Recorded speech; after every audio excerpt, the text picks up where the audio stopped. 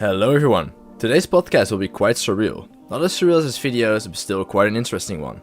We have a brand new special guest called Surreal Entertainment. Surreal has a channel with roughly 1.3 million subscribers and over 150 million views.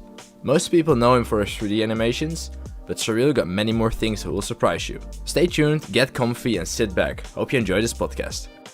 I'm Surreal Entertainment. I run Surreal Entertainment on YouTube. It's a channel that focuses on memes and making them 3D animated and a bit cursed. What is the main reason you went for the cursed route?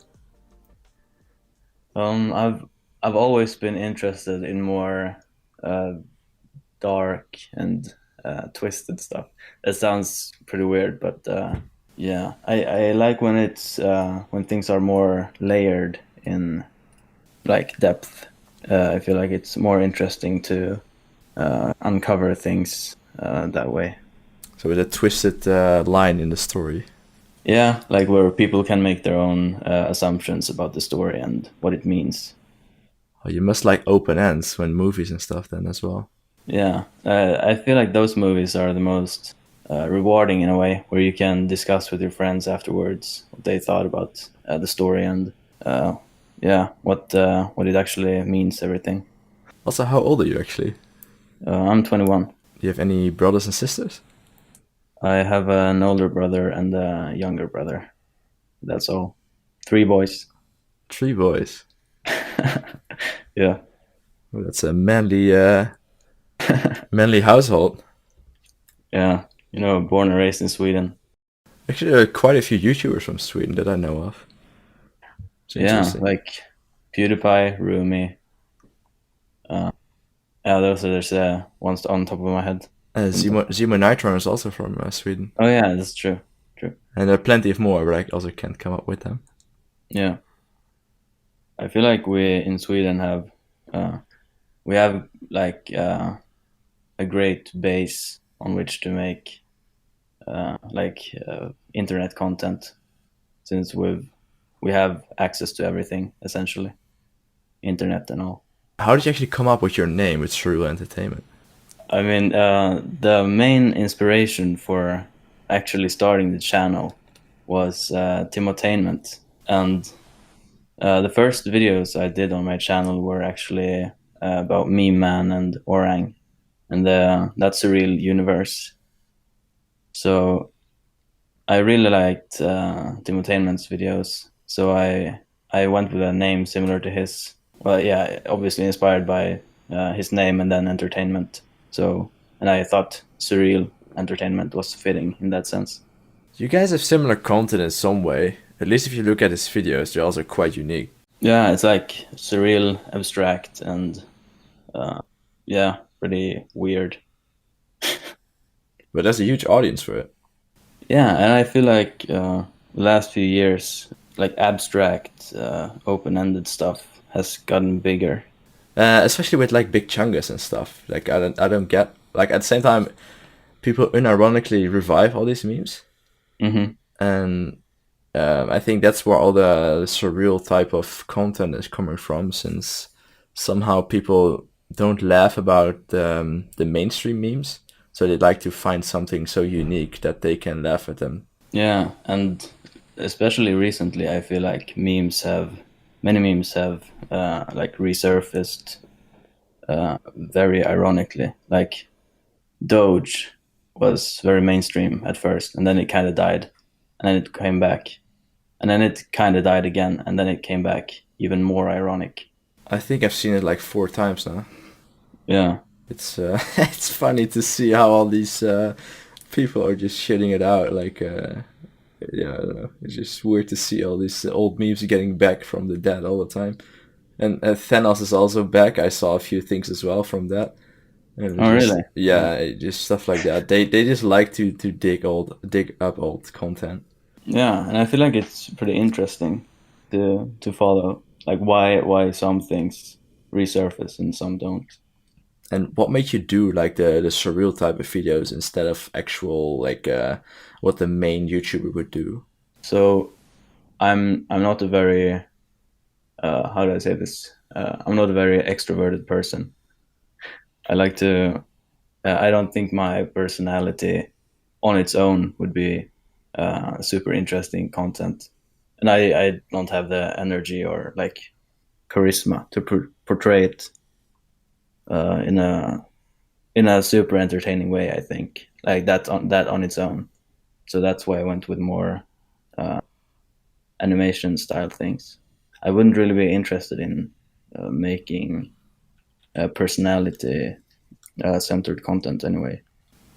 I've actually seen your second channel, and Yeah, yeah. I have to disagree. It's just or do you like to over edit your content? It's like unique. I like it a lot. I wish you would upload more on your second channel, honestly. Yeah. So the second channel, like I think it works because I have Surreal Entertainment, like pushing it up, you know. And Yeah. I think it's partly interesting because you get to see the person behind the videos on the Surreal Entertainment channel. Yeah, exactly. And I think that's a lot of channels are missing out on that. Since you see, of course, the main channel, Hmm. but you rarely see like who is behind it. Yeah, And I think that's really interesting for a lot of people to still see that in a way. yeah, and that's one thing I appreciate about the previous guest, Grande. He hasn't shown his physical self, but his more personality-based content on his other channels. I think it's cool when people start to branch out and try different things. Yeah, exactly. A lost potential if you don't do it, I feel like. And are you actually planning to make this as a full-time job? Um, Obviously, I don't have any set in stone plans for this. I mean, I started it in high school, just without any goals in mind, just did it for fun. And then it became so much bigger than I ever thought it would be. And I mean, it would be a waste not to pursue it further, considering the success the channel has seen so far. I have no idea what I'm gonna do in like 5 years, if it's even gonna be remotely close to this. Maybe you can combine it with like actual other jobs and do it like once a week or once every 2 weeks still. Since it's just your channel is so big, it would be a shame if you just let it be there. Yeah, I've been interested in other things as well. I'm currently solo deving a game in Unity. Or you can definitely use your channel to hopefully make that give that a spotlight. Yeah, I feel like I have a good platform to stand on in that sense. What made you actually go after the memes?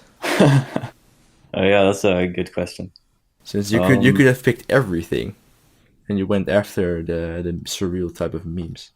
as a teenager, when I started the channel in a well-off country, I was I was very into memes, and I even had a meme page on Instagram before I made my channel, where I just posted super stupid pictures. So I already had a foot in the meme world, if you will. And so I figured I could make that into, if I could recreate them and make them into another type of content, I found, or I thought that that could lead to, yeah, bigger and better things.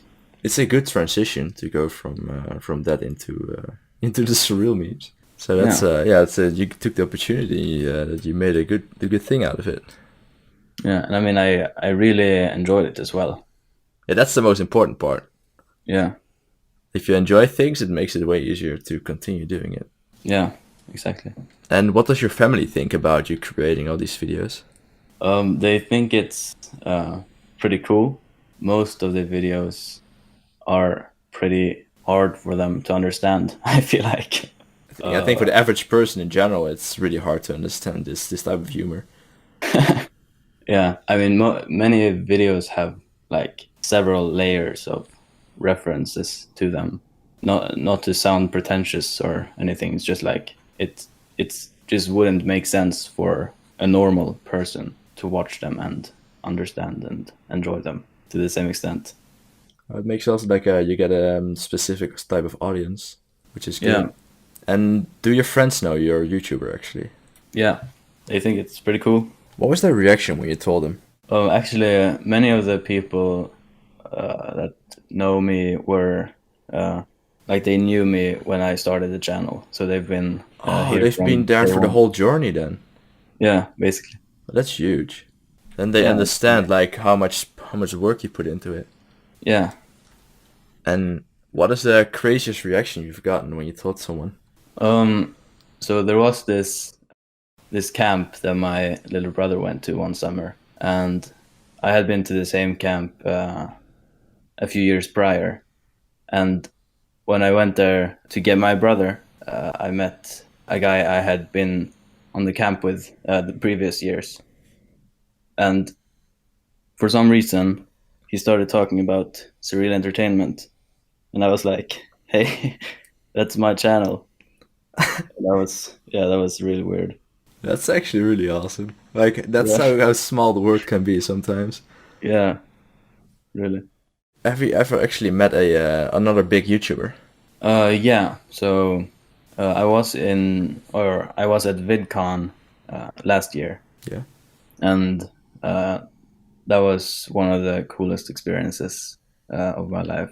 So most people, when I met them, obviously they don't recognize my face as I haven't shown it very much.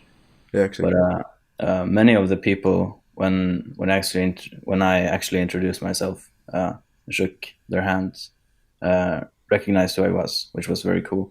Yeah, what are the people you're talking about? Like actual big boys of YouTube? Yeah, I met with Michael Gregory from Shmoyoho. Oh, yeah, that's huge. Yeah, he was extremely humble and kind. And I actually also met Jack's Films at a party. Did he recognize you? He didn't recognize me, but after actually, this was a fun story. When I Michael Gregory introduced me to him, and then he shook my hand, and then after I told him who I was, he wanted to redo the handshake Oh, because he felt like I deserved a better handshake. that sounds like just like Jack Films, honestly. Yeah, he was really kind as well. It's actually so cool to hear all these behind the scenes type of stories. Yeah, I And mean most of the people, if you actually talk to them, they're incredibly genuine and kind. if they stay out of drama, yes. Yeah. And did you actually ever meet someone famous outside of YouTube? No, I wouldn't say so. Okay, okay. It's also maybe in the future. You never know, right? Yeah, true. I like in general, I don't really like celebrity culture. I feel like it's very like I don't know. Yeah, I feel like it's pretty hollow in the sense that Yeah, you people. see them more as just humans, just as a person. Yeah, yeah, exactly. That's I exactly how feel it like should be, in my opinion. Just to down to earth to see, like, otherwise you can idolize someone, right? yeah, and it easily becomes into an obsession, and I feel like that's super weird. Exactly. Do you actually have, like, you talked about entertainment, but do you have, like, not an idol, but inspiration? What are inspirations on YouTube? Yes. So most people, or many people who come to my channel, will recognize that it's very similar to another YouTuber called Pamtree, and he was the main inspiration for switching to more 3D related content. And how long does it take you on average to create a video when you do the 3D animation and stuff? It depends very much. I made a video about Bird Box that's 5 minutes long, and it took, I don't know, 60, 70 hours to create. Yeah, but then like some videos take, I don't know, 8 hours. So it depends very much on like how long the video is and how much I have to model and stuff like that. Do you still get satisfaction out of the view count if you upload a video and you see it takes off or doesn't? Yeah, that's one of the, I don't know, that's one of the darker sides of YouTube, I feel like, or being a content creator. It can easily become like such a depressing thing if a video doesn't do as well as you expected. It can become demoralizing. Exactly. I had in the beginning as well with then you put a lot of effort into a video and yeah, they just don't take off. Yeah. And I think a lot of YouTubers in general have that struggle. Then I don't know, they're thinking, oh, am I doing a good job with it? Or what do I do wrong? And you start overthinking those type of things. Yeah. And from that point on, I think it can be really toxic to look at numbers. Yeah, for sure. And that's why you said earlier, look at it as if you're having fun. So, or like do it as a fun standpoint, as a hobby in the beginning. So it doesn't take that much mentally to see the videos not perform as well as you thought it would. Like the dangerous thing is like I personally get a lot of joy out of if a video performs well.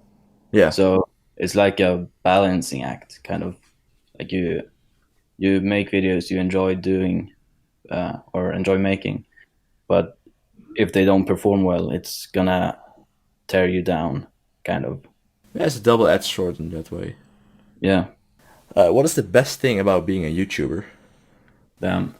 I think it's the partly all the new people you get to know. The networking business, or the networking from YouTube. Yeah, and there are so many interesting people that I've come in contact with that I otherwise wouldn't have at all. Like you, for example. What you mean for a living is something else, indeed. But I mean, I also see myself as a regular person. I don't think I'm that special. But of course, it's different from an outside perspective, probably. Yeah, no, I mean, so many people that might, I don't know, look regular from the outside are so much more interesting when you actually get to know them. And I try to focus on that, like with the people I get to know, like that I get to know them on a more than just surface level, you know? Oh, that's for sure. I think if you give people a chance to kind of, get to know them, then there's a lot more to find on YouTube in general. Yeah. But of course, you can't do that with like everyone. But it's just it's fun to get to know people more on the regular. Yeah. And another thing I would say is the freedom within reason to create essentially whatever you want to do for a relatively big audience. And can you maintain yourself like financially with your YouTube channel? Yes. That's really good. That's really good.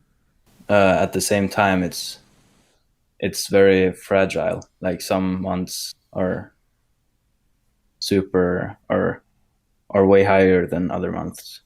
So inconsistency. Yeah, exactly. So what I do is just put everything into savings and hope for the best. That's smart. That's smart. Yeah, there's no reason to buy things like with money you don't know if you're gonna have next month. You know. It used to be a really big problem in the past with demonetization. Do your videos still get demonetized sometimes? I've had 1 or 2 videos demonetized last couple of months, which is nothing compared to other channels, of course. I try to make my videos like essentially family friendly, not just because of monetization, but also because that's what I enjoy. Yeah, it's also YouTube going is so mainstream that you're kind of forced to do that if you want to allow yourself an income. Yeah, true. I think a lot of YouTube channels in general get so many weird emails and people trying to offer things. What would be the weirdest thing you've gotten yet? I mean, I usually get these like super obscure websites with some random thing I've never heard of before, or like scam emails with, oh yeah, try this computer cleaner. Oh yeah, that sounds trustworthy. Yeah, but it's mostly those. Yeah. Yeah, Grande had like a really interesting story last time about like some yeah. some a prostitute website or something. I don't know what it was to promote him or like this something like that or porn. I'm glad I haven't had one of those yet. Maybe it'll come now. You never know. Yeah, who knows? And do you actually get hate on videos that you upload sometimes? I would say yeah, but they're mostly drowned out by people who say that they genuinely enjoy the videos, and I think that's more important to me. That's really good. Outweigh the hate with the good comments. Yeah, for But sure. do they still affect you, the hate comments? I wouldn't say so. No, most of the hate comments are usually so badly articulated, or like so they have such a weird structure that they're like more fun than than anything else. It's usually just laugh at them. Yeah, I mean, some some comments are just so nonsensical that they don't really make sense, but you kind of know that they tried to say something bad. I think most people don't realize what words actually can do to people, right? So you just say whatever in the comment sections, especially. Yeah, true. But if you get like one, okay, it doesn't really affect you. But if they're like, if you're a really big YouTuber like your size, I think if a few hundred of those, that can kind of crawl into your mind at some point, and people don't realize that. Yeah, I think to some extent, if you get a bunch of hate comments, like it could be an indicator of that you might be doing something that people might not enjoy, or that's something that's like controversial or bad. So I think, I mean, okay, so many hate comments are just based off of nothing, right? I think But jealousy mostly, jealousy. yeah, yeah. But then if you notice that one of your videos has way more hate comments than usual, it might be because of something that you could have thought about extra or something like that. Or a certain fan base. Yeah. At least I've gotten death threats for my playlist, and I know a lot of people are enjoying it. But Yeah, I mean that's just weird. yeah, that's in the beginning. It really got onto my mind, but at the same time, now I just don't give a fuck anymore, and they can say whatever. It just, yeah, it just. I feel like those people are not speaking for themselves. They just are jealous, and at the same time, I see it as a good thing that you're making it somewhere, because your content is getting out there, so it gets a Hmm. spotlight, and of course, hate will come with it. So Yeah, at the same time, look at it from the positive side, and if you get hate, you know you're doing something right, in a way. yeah, that's true. I mean, hate comes with any form of fame, I would say. Yeah, exactly. Who is, in your opinion, the most underrated YouTube channel? Oh damn. Or like, who do you enjoy a lot, and you think, oh, they should definitely be bigger than they currently are? So there are, of course, a bunch of underrated channels, but one of them I would say is a channel called Ethereal Snake. He makes these animations and both 3D and 2D about very dark and surreal stories, and I think they're really enjoyable. Sounds right in your alley. Yeah, yeah, true. Are you actually close with any other YouTubers? I don't know if I would say super close, but after I met with Michael Gregory, I've started talking with him from Shmayoho, Oh, and he's a very, very nice guy. that's great, actually. That's what I mean. These kind of meetups can bring a lot more than just being there. Yeah, definitely. And what is actually the worst video that you ever made, in your opinion? Um, And is it still public? yeah. So one of the worst videos I've ever made is, I would say, the video called Ben Shapiro in a nutshell. Because I think I've seen it. I actually think I've seen it. yeah, it was just I had to make a video for that week, and it's such a brain dead video, and it doesn't take into account any nuances of his like thoughts or anything at all. It's just something that shouldn't exist. Just an empty video. Yeah. And did you actually ever make a meme that made you say like, "Oh, I'm never gonna top this"?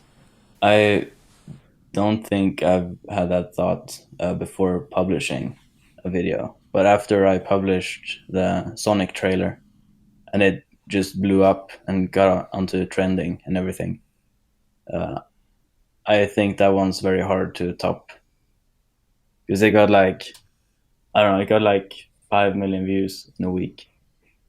Oh yeah, that's huge for sure. And at the same time, everybody was shitting on the Sonic trailer, so it just yeah, that's a good way to a good move to make a video about it. Yeah. And do you actually ever get sick of memes? Mm, Or you I like don't know. moments that you want to take a break, like okay, that's enough for this week. I don't know. I do know that recently I've found more joy on focusing on other things outside of the Surreal Entertainment channel, Such as? such as working on the game, for example, and like other projects with IRL friends. That's really important to maintain for sure. Yeah, and I think it's something that many people like dismiss or like. They should take into account for sure that if you're ever getting a job what is mainly focused on social media or the internet, make sure you balance it out with IRL friends, or at least gets outside of the house. Yeah, especially during these times. Yeah, Corona has been kind of driving me crazy. Like I've been inside for so long. Like I'm always going at least once a day, actually going outside. But Hmm. with this is going on right now, I just haven't done that as much as I did before, of course. But that makes sense. Yeah, it's really hard. Did you actually notice a increase in viewers because of Corona? I think it's for me specifically. I think it's pretty hard to see any correlation like that since I haven't uploaded as consistently as before. I do know that the traffic to YouTube has definitely increased by a lot, but I can't say I've noticed any bigger or like any noticeable difference on my channel specifically. That might be hard to see in analytics, especially with like the if a meme blows up, it completely demolishes like the analytics. You can't compare with anything at that point. Yeah, since my videos are so based on Trends. yeah, trends and viral factors, it's very in like my viewer base or like my daily viewers are so inconsistent and yeah. What makes a meme great? Like what makes you think, oh, this has some potential to go viral? Mm. Since you have to be quite fast with making viral memes or viral videos. Yeah, Since do you if mean, you're not one of the first people to put one out, then yeah, someone else can do it. yeah, do you mean my video specifically or like the like More like what do you look at when you see a video and you think, okay, I'm gonna make a video about that, like a trend, something that's trending at the time. yeah, so if it's just a picture of a cat for example that's going viral, that's going to be hard to create a story around. So preferably like an environment or like a panel meme where it's easier to extrapolate and build up a story from it. And do you also try to stay out of controversial stuff, like if there's something happening, like drama related things? Do you try to stay out of that? Yeah, I do. Yeah. That's also smart, I think. Otherwise, you get the wrong type of viewers. Yeah, for sure. And what would you change on YouTube if you had the power to? Damn, that's a really good question. In your case, like, did you have any problems with YouTube that you think, okay, that's something that they could work on? Yeah, so my content specifically is very for or my situation is very forgiving because I make I create these 3D models by myself most of the time, and I use royalty-free music, and I basically have no risk of getting or making someone angry because I used their stuff, you know. Yeah, But exactly. one thing I've heard a lot about like other meme creators, for example, is like copyright claims and stuff like that. It doesn't affect me personally, but I've come to realize that that's a huge problem. That's basically plaguing many of these channels. Oh, for sure. And also, I've seen you use a lot of RuneScape music and stuff like that in your videos. Have you ever played that in the past? Oh yeah, I used to play so much RuneScape. I think. I think I have over 5,000 hours Oh in shit, it. you were maxed? Yeah, I was actually I had completionist cape. Oh god damn it, that's I was a actually. fucking nerd. It was actually late, like December 2017, when I decided to quit RuneScape, and it was January 2018 when I made my channel. So That's a good decision since yeah, RuneScape is such a time sink. yeah, basically, yeah. So quitting RuneScape, basically, I owe quitting RuneScape to all of this, essentially. I'm not sure if they're happy to hear that. But... No, I mean it's I really enjoy the game, but at a point where you've essentially achieved all the achievements and levels in the game, it's hard to keep finding joy in it. Yeah, I still used to play it, but only AFK things, since I also kind of felt like I was wasting time on it. So I was like, let me do this fishing AFK and stuff like that.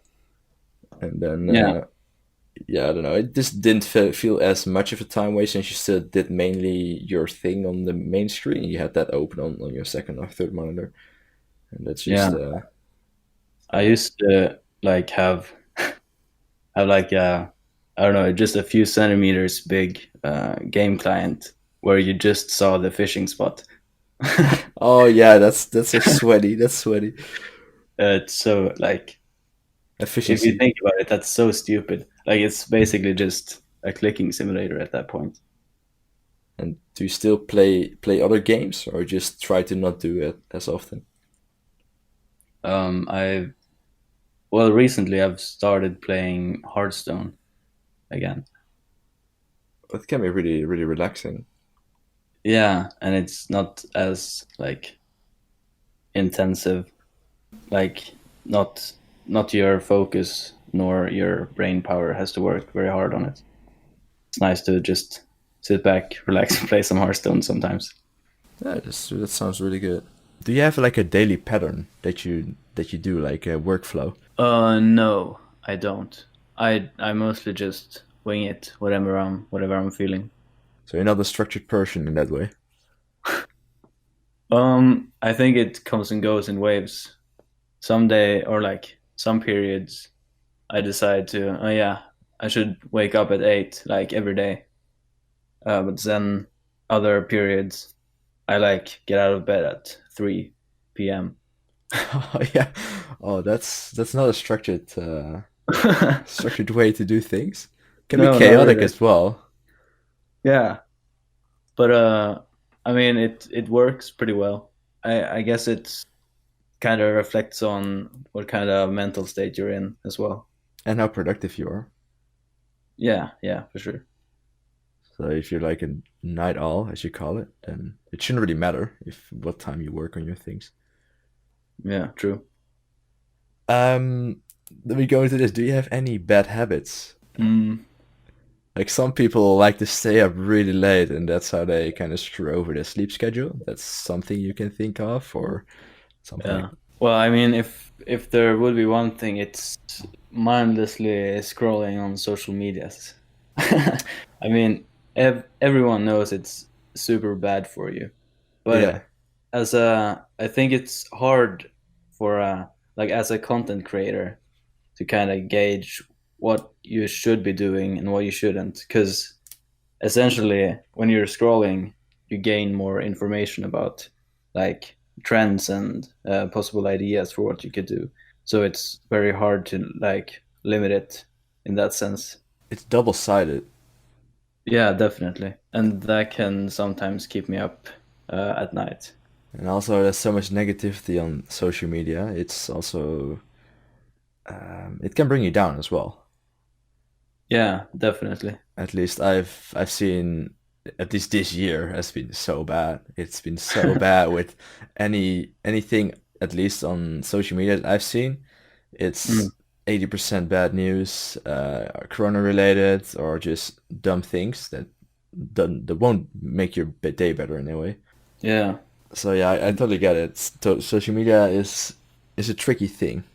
and it's not just the bad things, but also like the way the apps are like uh, the way the apps are designed. It's just like it's meant to keep you scrolling and just mindlessly consuming entertainment, and I think that's very detrimental in the long term.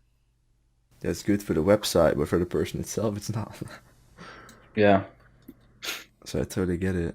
Mhm. Um, do you know what would you have done if you didn't do YouTube? If I didn't do YouTube, I would probably still be in university studying computer science. The third year of computer science would have started this fall, but I decided to not continue doing that and just pursue YouTube for a while and see where that takes me. I feel like life is taking risks as well, right? It's all about Yeah. taking risks and going for something you want to pursue. Yeah. And education is a way to be like more secure about it. But Hmm. if you already have something going on, it can be really worth it to pursue that. Yeah. And since I'm from Sweden, everything is, I mean, you basically get paid for studying. So if this YouTube thing doesn't work out in the long term, I can always just go back to studying. It's never too late to study, in my opinion. Yeah, true. And what is something else that's typical Swedish that you grew up with? That would probably be fika stunder. You know, when you're at a friend's house. Yeah, fika, And I recognize that. yeah, it's basically the most Swedish thing. It's basically a meme, but it's basically just eating cinnamon buns or some cookies and drinking O'boy, as we call it. It's like a coffee break in a way, right? But I'm more fancy, Yeah, essentially. way more fancy. Yeah, I think like it's become kind of a national thing that people come to Sweden just to experience a fika. And do you do it often or just like once a week or something? I don't know, it's hard to say, but What? if you ever have friends over, or if you ever go to a Swedish person's house to visit them for whatever reason, chances are you're getting a fika. Well, that's actually really cool. Is there, like now we're talking about fika. Is there anything else in Sweden that you can only get in Sweden, like food or products or anything like that? I mean, there's the Dala häst, which is very Swedish. Well, it's a Swedish wooden horse. That's I don't really know how to explain it, but it's basically this Swedish horse that's famous. And is that like what's it called? It's like a traditional thing in Sweden or something like that. Yeah, it's called Dala häst. I really don't know how to explain it because it's pretty fucking weird if you think about it. Maybe I need to search it up then. It's just like a wooden horse that's carved in a specific way with like specific patterns, and basically people just buy these and put them in their homes. Like a lucky charm, Um, or it's to just a be completely honest, cultural thing, maybe. yeah, to be completely honest, I don't really know the purpose. I just think it's a, a thing Swedish people do. That's actually that's also interesting. Yeah. And is that the only thing, or like, or this is the first thing you came up with? Since It's I think there must be more things, like maybe some like some food you can only get in Sweden. Like, what would you advise people that go to Sweden to get, like to actually visit or get if they go to there? well, the first thing would be fika, since it's a nice way like to get to know people. But otherwise, I guess this also is kind of a meme, but uh, IKEA köttbullar och IKEA. potatismos. Wait, can you repeat it? Ikeas köttbullar och potatismos. It's meatballs and I don't know what it's called, potatoes. Sounds like a mouthful. I like it how fast you pronounce it. Oh, do you want me to repronounce it? No, but I mean it sounds Swedish. Sounds really interesting to me. Yeah. You were talking about social media and stuff, and you quit your education. What's your background in YouTube? Was that the main reason you quit your education, or you just didn't enjoy computer science anymore? Ever since I started my channel, well, I started seeing pretty good success with the YouTube channel, and I thought if I can pursue this now, I might as well just do that and put education on the side, which I can focus on later if that ever came to be, basically. So you were more secure with YouTube then. That sounds like a really reasonable reason, actually. Yeah, it's not that I'm more secure with YouTube, but it's that I right now have this momentum with YouTube. Oh, you see, there's an opportunity. That's okay. Yeah. Yeah, exactly. So if I would have waited, my education otherwise would have taken 3 more years, and I don't know if my YouTube channel would still be as popular as it is right now. Yeah. You're riding the wave in that sense. Yeah, kind of. That's really smart. Well, actually, you're not riding the wave. You're basically trying to make it go bigger and bigger over time. And if you're spending a lot of time on school, you can't make it go bigger as fast as you want it to be. Well, like school was kind of a distraction for me. Exactly. Lately. And what advice would you give someone that is kind of in the same position, or like is losing motivation for something? What advice would you give them? This is kind of hard, I would say, to give proper advice because everyone knows their situation the best.